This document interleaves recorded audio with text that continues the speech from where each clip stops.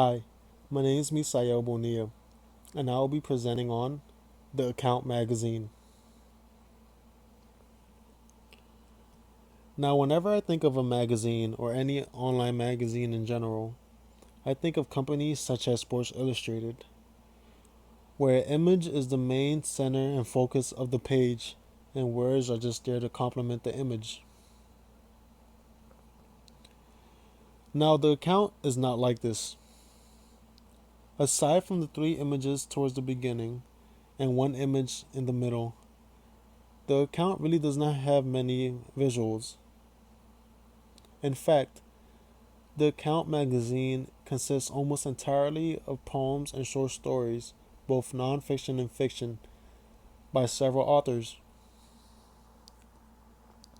Now, when going through the Account magazine, there weren't many similarities. However, one thing I did see often was this portion labeled Account. Account appeared after each poem and short story, and it was stating a statement by the author stating what and why he was influenced to compose what he composed. There was also a similarity between the account and the literature, and that was the connection between the author. Each piece of literature was composed after a life changing experience and a life changing decision and event in the life of the author. For instance, in Simone's self portrait, Anne K. Yoder states that she did not compose Simone a self portrait until after she had moved from Brooklyn to Chicago.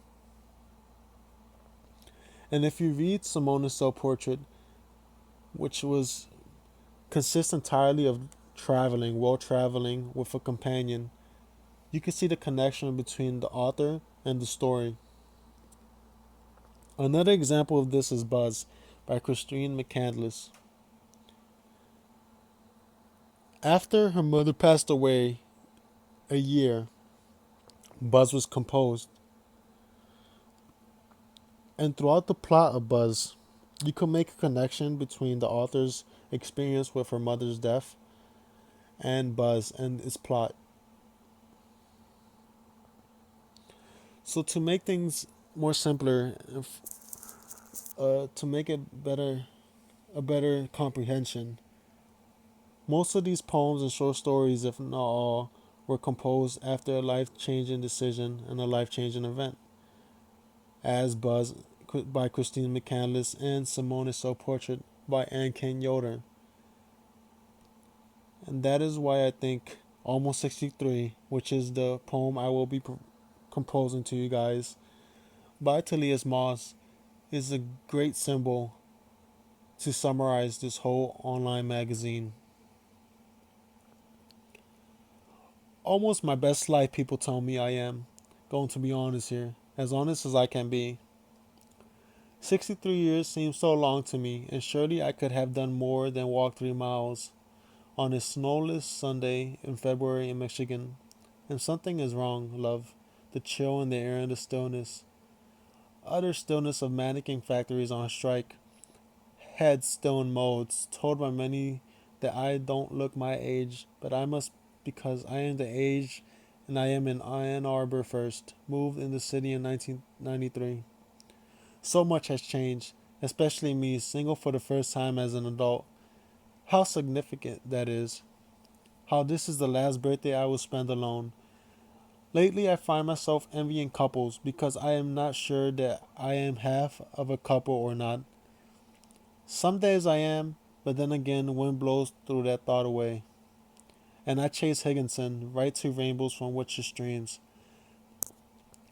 Ice cream concoctions, colorful calories, raspberry orange slurp stuff, yellow French vanilla, cans, ripple freeze, Bach gelatin thins, blueberry, jabberwock, Indian very pop rocks, something about that so comforting he knows. Comforting he knows. How comforting he is for me, since I was 60 and on his Chicago Blackbird's eye view of him as cream all around me. Cushing and lifesaver that he will always be. 63 for an hour into the age. hoping that I hear from him, always hoping, loving him, too much not to hope.